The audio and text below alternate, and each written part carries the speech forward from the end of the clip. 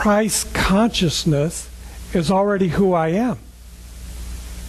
And when I know this, when I am aware of this, and my thinking begins to align with that, my consciousness becomes centered in that, then my experience on the outside begins to outpicture that, and that which is mine to do, mine to be thoughtful for, mine to be steward of, mine to be caring and loving for, and the rest of it is somebody else's. Somebody else created that, they can have it. I don't need it, don't want it. I do want to light the light. I want to show the way. If you choose to follow the light, that's your choice. If it guides you and helps you, then I'm blessed and increased and multiplied in my joy, because it has somehow, through my expression, illumined something for you. But I can't make you do it. And yet within the Center of Spiritual Living, this is what we're calling you to do. To become and be a part of us. To be in celebration. So our celebration is about, really, what do we want to be doing here on Sunday? We want to be celebrating that which we have been doing all week. If we are a philosophy and a belief and a way of life, then everything that we are doing all week is our way of life. Or do you just want to show up on Sunday and do it on Sunday? Oh, on Sunday I'll be this. Well, it's not going to work. Sorry to tell you that. And the way that I know this is because I look at all of the religions that have tried to promise that and demonstrate that, and it's not working.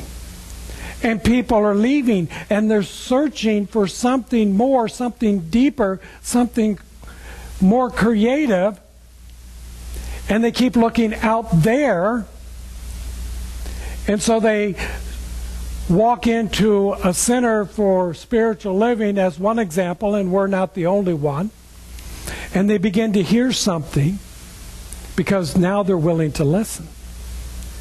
They begin to hear something that resonates with the consciousness that says, I have the power and the presence within me to create my life, to have the experience that I want. And then the caveat is, and you have to do the work. So you show up on Monday nights, because Monday we're teaching the Mystic class. And then you show up on Tuesday, because Tuesday is the Abraham discussion group. And then you show up on Wednesday, because Wednesday is Visioning. And then you show up on Thursday, because I'm teaching in the Company of the Chalice class. And then you show up on Friday because there's once a month there's a DVD, and then another Friday we have chanting. And then on Saturday we had a sacred service here. And then today we celebrate all of that. That's what it means to celebrate, because we have done the work. We have lived the life. We have participated. We have engaged in what we said we want to do. And then we get to celebrate. And celebrate becomes more meaningful. It becomes more purposeful.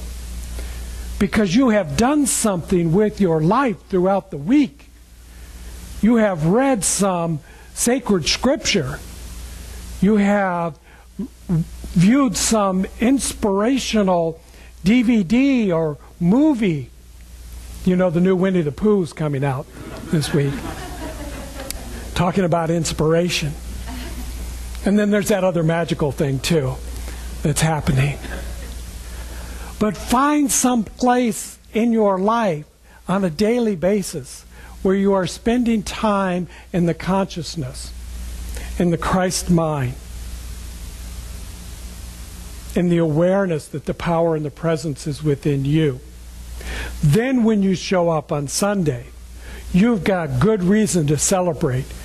You've got exciting news that you want to share with your neighbor that you want to, in fellowship, tell everybody about.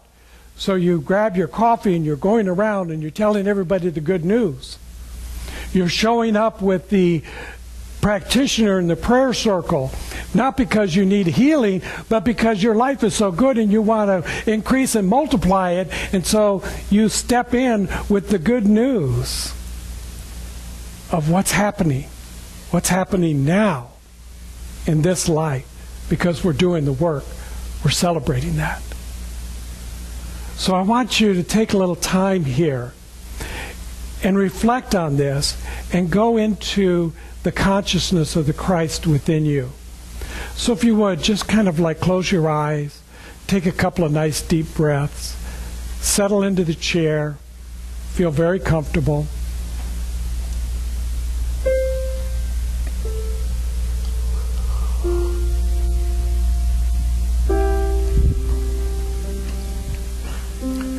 Breathe in the consciousness.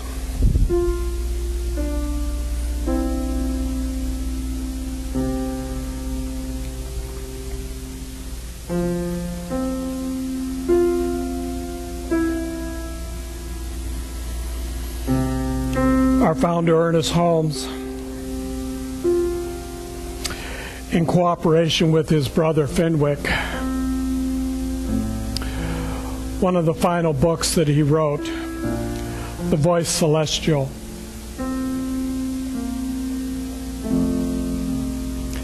And I just invite you to listen to these words.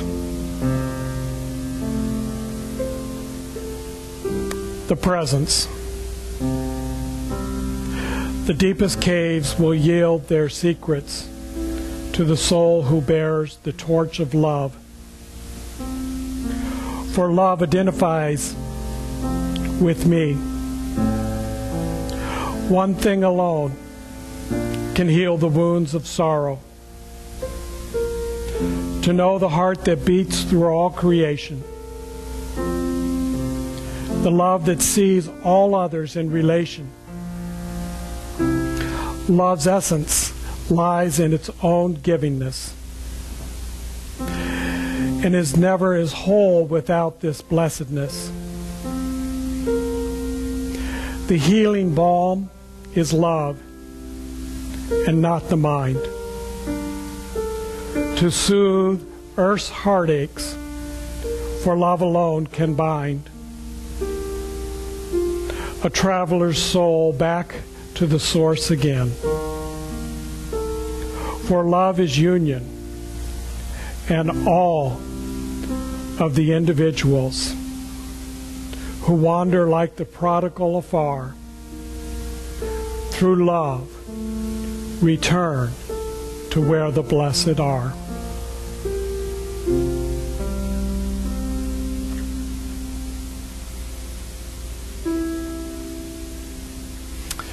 And so if you would, repeat after me. There is only one life. And this life is perfect. This life is God's life. This life is my life now. And so it is. Yes. So I invite you this week to take this practice, take this teaching, take all that we have to offer, and make this your way of life. Make this your way of living, so that when we return next week, we have even more to celebrate. Namaste.